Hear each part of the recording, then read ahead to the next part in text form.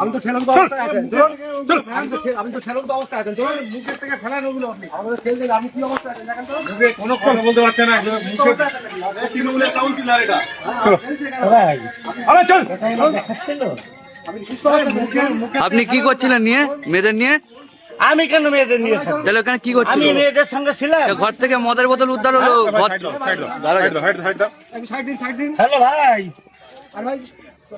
আরে আসো আসো। আমি নেই তো। আরে চলো আমাকে পুলিশ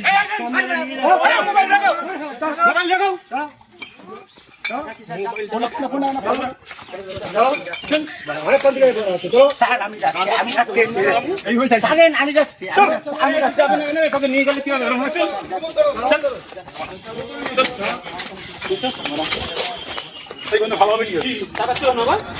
ভালো কাজ করছিল ওখানে ভাই আমি জানতাম তুমি কিছু জানো না।